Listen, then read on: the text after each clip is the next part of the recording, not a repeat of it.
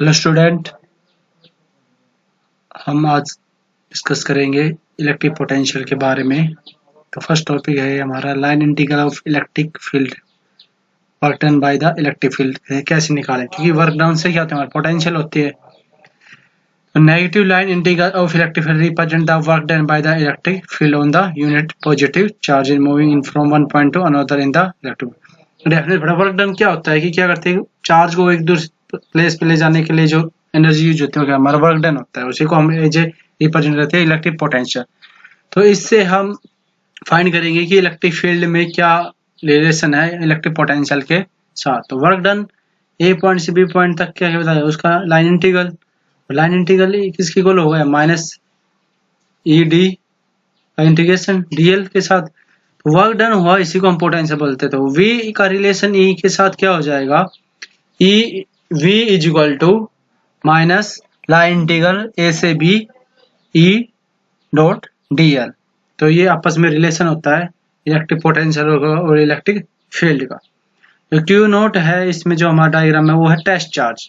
जैसे ए से B point हमने एक टेस्ट चार्ज कंडक्ट किया, तो फोर्स अप्लाई क्या होगा, फोर्स हमें पता है जब टेस्ट चार्ज पे होता था F is equal to Q plus में ई टेस्ट चार्ज, ठीक है, ड्यू टू सोर्स चार्ज के अकॉर्डिंग। जो सोर्स चार्ज है उसके साथ जैसे सोर्स चार्ज हमारे और इसके साथ जो फोर्स लगा टेस्ट चार्ज पे वो क्या लगेगा, F is equal to Q naught is equal to E.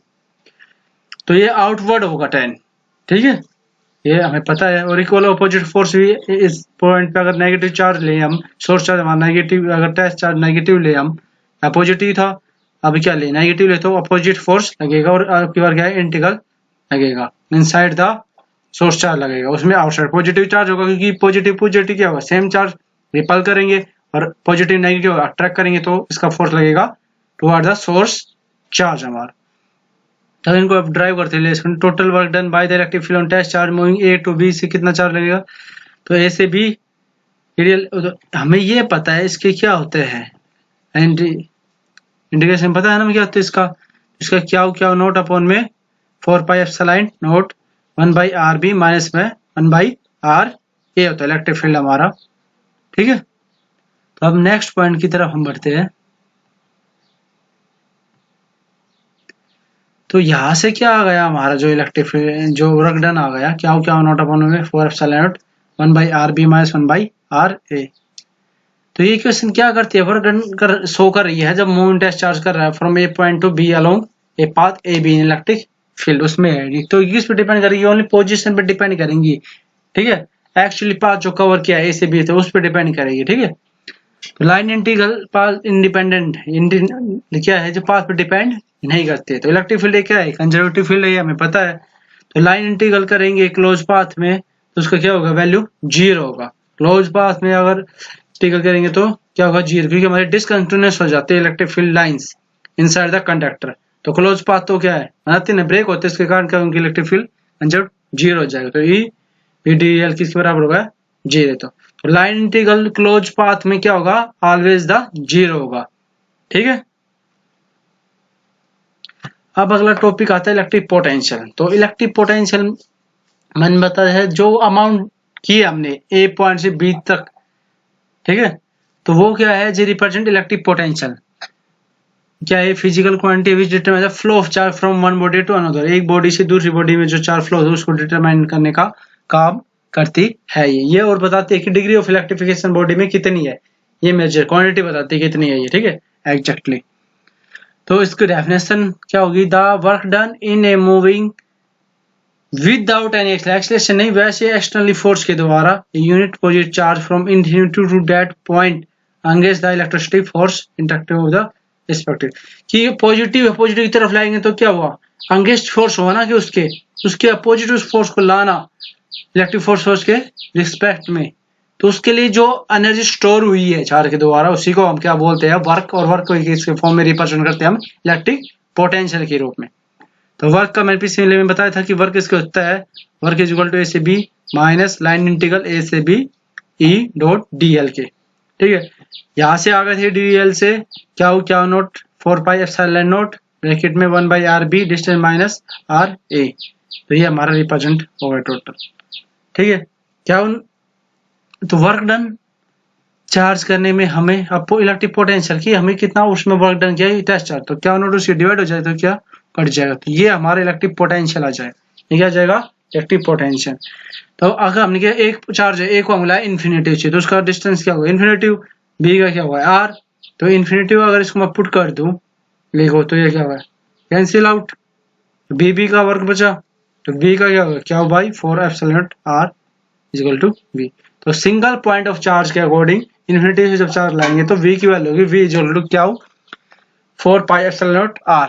तो इलेक्ट्रिक फील्ड में और इसमें क्या डिफरेंस है, देखिए इलेक्ट्रिक फील्ड भी E equal to half E equal to 1/4 epsilon naught क्या हो अपॉन में r स्क्वायर था, और इसमें सिंपल क्या है r है हमारा, ठीक है। ऐसा यूनिट इलेक्ट्रिक पोटेंशियलिटी वोल्ट होती है या वर्क के हिसाब से जूल, और ऊपर में charge coulomb minus inverse centimetre coulomb inverse भी इसकी होती है हमारी। 1 वोल्ट डिफाइन करते हैं कि जो 1 जूल वर्क डन हुआ हमारा एक चार्ज कूलम चार्ज को इन्फिनिटी से डेड पॉइंट लाने में, उस पॉइंट पे लाने के एंगेज डाइलेक्ट्रिक फोर्स, तो इसी को क्या बोलते हैं 1 वोल्ट चार्ज बोलते हैं। नेक्स्ट है इलेक्ट्रिक पोटेंशियल डिफरेंस, एक पॉइंट से दूसरे पॉइंट तक ले जाने के लिए जो अपोजिट फोर्स हुआ है उसी को हम क्या बोलते हैं, जो opposite force as energy store हुआ है इलेक्ट्रिक पोटेंशियल डिफरेंस कहलाता है, ठीक है। इसमें भी work done by V B minus V W A B क्या नोट, उसमें खाली बी था सिंगल इन्फिनिटी पॉइंट से था, अब क्या इसमें 2 पॉइंट हो गए, तो इसमें भी ऐसे रिप्रेजेंट कर सकते हैं। इलेक्ट्रिक फील्ड और electric potential are scalar quantity, किस पे scalar, not is depend on the direction, only depend on the magnitude, ये किस पे डिपेंड करते हैं ओनली मैग्नीट्यूड पे डिपेंड करते हैं हमारे। Electric potential at infinity is zero, electric potential infinity में क्या होगी ऑलवेज जीरो होगी। इलेक्ट्रिक फील्ड पोटेंशियल नियर या आइसोलेट पॉजिटिव चार्ज क्या होगी इसकी वैल्यू हमेशा greater than, and then near the isolate negative charge is negative value, और पॉजिटिव आइसोलेट पॉजिटिव चार्ज है तो पॉजिटिव वैल्यू आएगी, अगर नेगेटिव है तो नेगेटिव चीजें। सिस्टम में इलेक्ट्रिक पोटेंशियल को हम जो ऐसा यूनिट है इसको क्या बोलते हैं स्टेप वोल्ट, और 1 step volt is equal to 1 electron per step coulomb के बराबर होता है हमारा, ठीक है।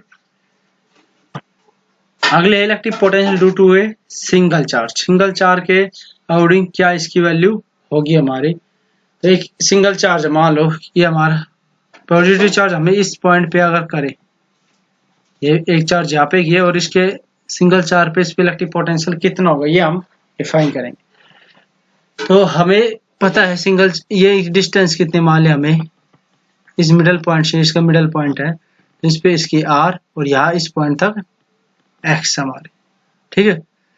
तो लेट क्या नोट भी test charge place at P point पे हमने एक टेस्ट चार्ज प्लेस किया है जिसकी डिस्टेंस एक्स है from the source charge, plus क्या चार्ज से सोर्स चार्ज हमारे इससे इसकी जो दूरी है एक्स है। फोर्स में पता है ये पॉजिटिव सेम फोर्स, तो क्या ऑलवेज जो नेट फोर्स होगा आउटवर्ड साइड होगा, ठीक है, और पॉजिटिव होगा, तो क्या होगा force F is equal to plus क्या naught E is radially outward and tend accelerate to test charge, ठीक है, तो वो एक्सलेट हो गया उससे आउटवर्ड दूर जाने की कोशिश करें। The prevent this acceleration equal and opposite force same एक फोर्स लगाकर अगर नेगेटिव टेस्ट चार्ज अप्लाई करते हैं तो वर्क डन क्या हुआ फोर्स इनटू डिस्प्लेसमेंट पढ़ा हमने, फोर्स क्या नोट इनटू ds, तो वर्क डन क्या होगा ds cos theta 180 degree same line पे आई है और अपोजिट डायरेक्शन में, तो 180 डिग्री की वैल्यू क्या होती है cos की माइनस क्यू नोट अपॉन में e ds, w क्या होगा हमारा माइनस क्या नोट अपॉन में, और e की वैल्यू हमें पता है सिंगल चार्ज के लिए क्या होती है हमारी क्या हो अपॉन में 4 pi epsilon not x square, तो ये हो गई क्या नोट इसका क्या होगा यहाँ से आ गया dx। अब क्या होगा ये वैल्यू यहाँ से हमें पता पुट कैसे की e की वैल्यू हमने, तो टोटल वर्क a से b क्या करेंगे इन्फिनिटी से b पॉइंट मान लिया इसने सिंगल चार्ज के लिए, क्योंकि हमें क्या इन्फिनिटी a पॉइंट पे लिखा है सिंगल चार्ज के लिए, तो इन्फिनिटी से b पॉइंट, तो इसमें क्या करेंगे हमारे क्या नोट 4 एप्सिलॉन बाहर आ जाएंगे कांस्टेंट है, अंदर क्या बचेगा 1 बाई एक्स स्क्वायर ds। अब इसको इंटीग्रेशन करेंगे तो हमारा क्या आ जाएगा v is equal to w क्या हो गया क्या नोट होता है, तो क्या नोट अपने 4 एप्सिलॉन और यही वैल्यू अपनी क्या है इलेक्ट्रिक पोटेंशियल की वैल्यू है। तो आपको समझ में आ गया होगा कि ये कैसे हुआ है डायरेक्शन, ठीक है।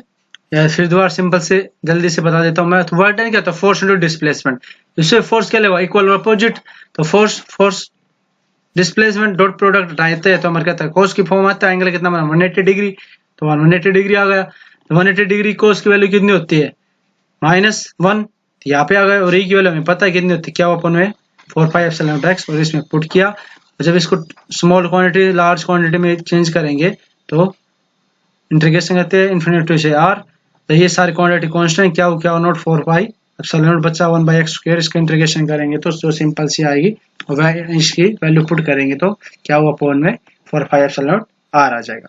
तो v क्या होगा सिंगल पॉइंट के लिए, क्या हुआ इक्वल टू 4πε0। अब ग्रुप ऑफ चार्ज के लिए सेम, इनको ग्रुप ऑफ चार्ज के लिए सभी का अलग अलग पॉइंट का उसको सम ऑफ कर देंगे, समिशन कर देंगे सुपरपोजिशन की तरह, प्रिंसिपल की तरह। The net electricity potential at a point in electric field due to group of charges algebraic sum होता है इंडिविजुअल, सभी का अलग जोड़ देंगे तो क्या आएगा, हमारा टोटल वैल्यू आ जाएगी उस फील्ड में कितने इलेक्ट्रिक पोटेंशियल है। जैसे Vp equal to V1 plus V2 V4, तो क्या 1/4 सभी में कॉमन है, बाहर आ गया। चार्ज क्या 1 और 1 डिस्टेंस चेंज होगी, इसके हिसाब से वो चेंज होता रहेगा। इसमें क्या जो मेन पॉइंट है, electric potential due to charge not affected by presence of another, दूर से चार्ज का उस पर कोई इफेक्ट नहीं पड़ेगा आपस में। ये पोटेंशियल होती है वो 1/r होती है, वेयर कूलम्ब्स लॉ क्या होता है, फोर्स 1/r², ई भी क्या होती है 1/r²। ठीक है, पोटेंशियल स्केलर क्वांटिटी, फोर्स क्या है vector, electric field also vector. तो v is called the potential at point is actually equal to the potential difference between the, जो एक्चुअली पोटेंशियल जो होगा दो पॉइंट उनके पोटेंशियल डिफरेंस के बराबर होता है स्केलर क्वांटिटी होने के कारण। तो electric potential due to electric dipole में बात करें एक्सियल लाइन के ऊपर, जैसे हमने इलेक्ट्रिक फील्ड निकाला था due to electric dipole as axial line पे, ऐसे इसमें लगाएंगे तो सिंपल है, इसमें वही चार्ज पुट करेंगे एक्सियल लाइन पे। ये हमारा डायपोल है इक्वल और अपोजिट, और इस पॉइंट पे अगर आपको निकालना है तो कैसे निकालोगे, तो ये हमें पता है L डिस्टेंस और यहाँ से x। तो इलेक्ट्रिक पोटेंशियल सिंगल पॉइंट के पता है हमने 1/4ε0 क्या हो, और डिस्टेंस क्या होगा अगर इसकी बात करें माइनस क्या नोट के हिसाब से, तो L प्लस x आएगा, और अगर इस पॉइंट से करें प्लस 4 से तो इसमें क्या आएगा x माइनस एल, तो x माइनस एल तो क्या होगा प्लस -4 के हिसाब से इसके अकॉर्डिंग ए पॉइंट से, तो ये आ गया। तो टोटल क्या होगा सम ऑफ करेंगे तो ये क्या हो, और 1/4ε बाहर आ गया, अंदर क्या होगा 1/x minus L minus 1/x पर एल। अब इनको सॉल्यूशन करेंगे तो क्या आ जाएगा हमारे पास 2l अपॉन में क्या हो 1/4 लिया हुआ है, और ये इनको सोल्व करने के बाद आएगा 2l अपॉन में x² माइनस में l², नीचे x minus L x² minus l²। अब ये Vp क्या 1/4 p इक्वल टू x, क्योंकि क्या हो इंटू 2l क्या होता है हमारा डायपोल मोमेंट, तो इसकी जगह में क्या हो इंटू 2l की जगह p पुट कर सकता हूं मैं। ठीक है,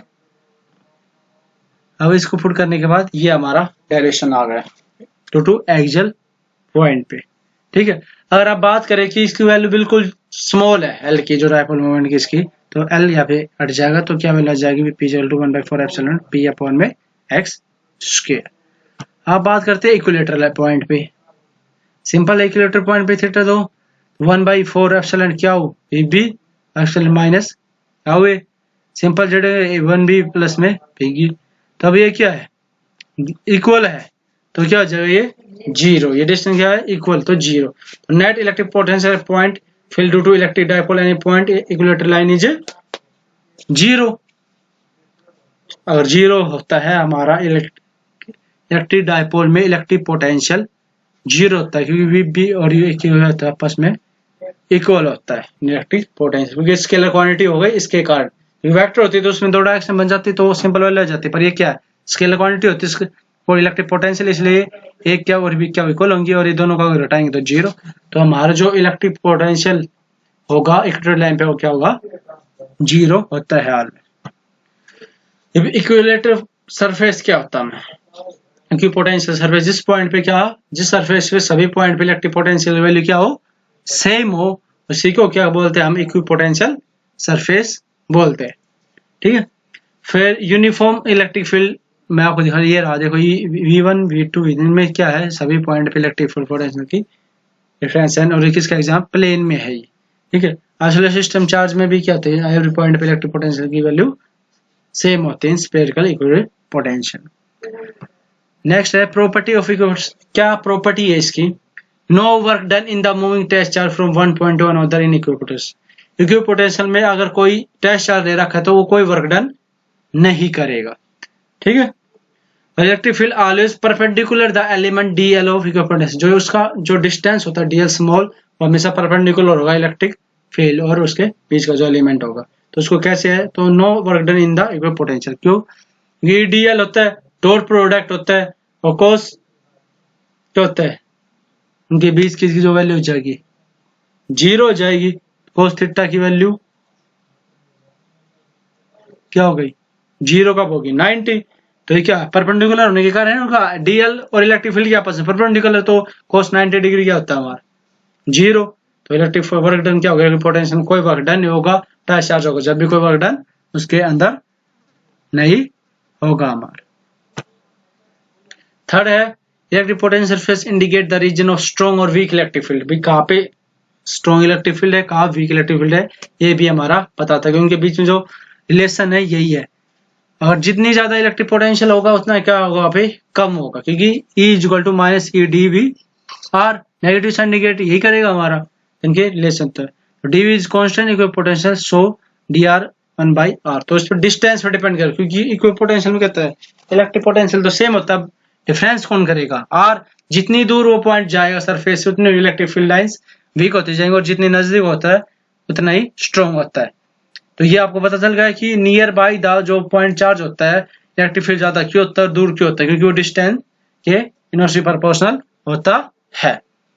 two equipotential surface can not intersect, कभी भी इंटरसेक्ट नहीं करते हैं वो, क्योंकि if equipotential is intersect then at point of intersection they will two value of the electric potential जो possible दो, अगर इंटरसेक्ट करेंगे तो दो वैल्यू आएंगे। और ये हम क्या है कि इक्विपोटेंशियल सरफेस का मीनिंग क्या होता है, ये electric potential same at every point in the surface, जो सरफेस में होगा every point electric potential value होगी इक्वल होगी, इसलिए दो पॉइंट आपस में जो सरफेस आपस में इंटरसेक्ट नहीं कर सकते।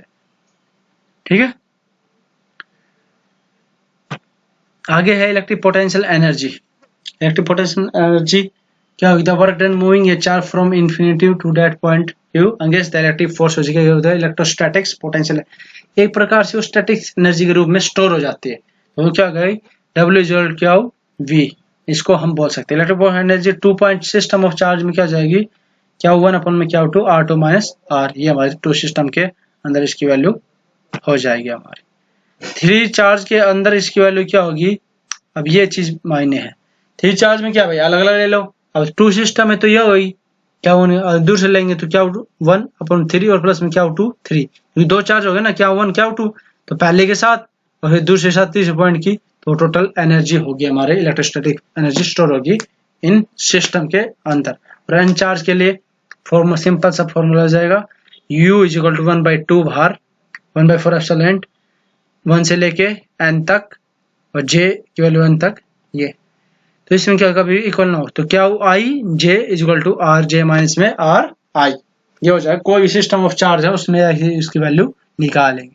अब थर्ड आ गया, मान लो फोर्थ ले लेंगे तो क्या 1 क्या 2 क्या 3 क्या 4, फिर क्या 1 2 क्या 2, ऐसे अलग अलग डिफरेंस उसके अलग अलग हो जाएंगे। तो उसके लिए सिंपल सा ये फॉर्मूला है, जो सिस्टम कितने चार्ज हो U is equal to 1/2 bracket 1/4 epsilon naught summation of I की इज इक्वल टू 1 से लेके n तक, फिर j 1 से लेके n तक, तो क्या हो I क्या हो j अपॉन में n root R J minus में आर आई का।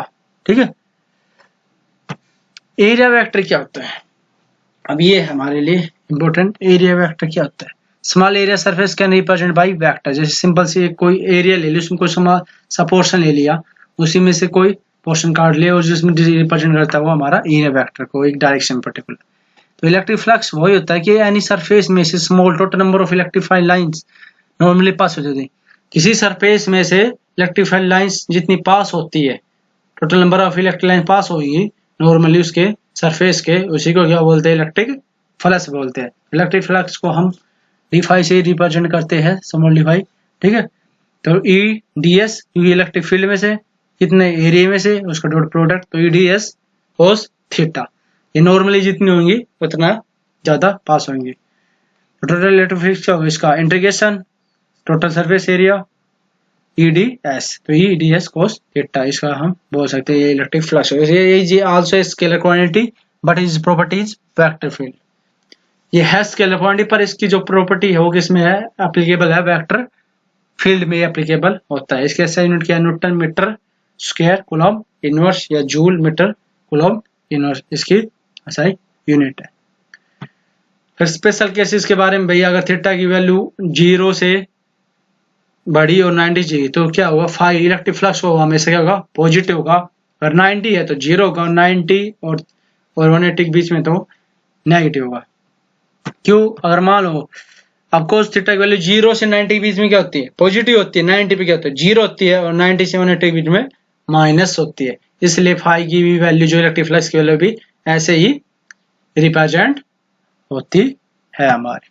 ठीक है, सॉलिड एंगल की बात करें तो 3 डायमेंशनल में जो एक सरफेस में जो एंगल बन से 2 डायमेंशन दो प्लेन के बीच में, इसको क्या होगा, सॉलिड एंगल बोलते हैं। और इसकी अच्छा यूनिट क्या होती है, स्टेडियन। सॉलिड एंगल को हम किसी भी एरिया कंटेंट से करते हैं तो क्या होता है, सॉलिड एंगल को ds उसके एरिया cos थीटा y में r स्क्वायर, ऐसे हम उस एंगल को निकाल सकते हैं। तो ऐसे है हमारा सॉलिड एंगल। तो आज के लिए इतना ही। तो आपको समझ में आ गया होगा इलेक्ट्रिक फील्ड क्या होती है, हमारे इलेक्ट्रिक फील्ड इंटेंसिटी को कैसे रिलेशन होता है। ठीक है, उनके single point group of charge के रूप में, ठीक है, उनका रिलेशन बता रखा मैं, एरिया वेक्टर। तो कुछ भी नहीं समझ में आया तो आप मुझे कमेंट बॉक्स में बता सकते हैं। ओके, आज के लिए इतना ही।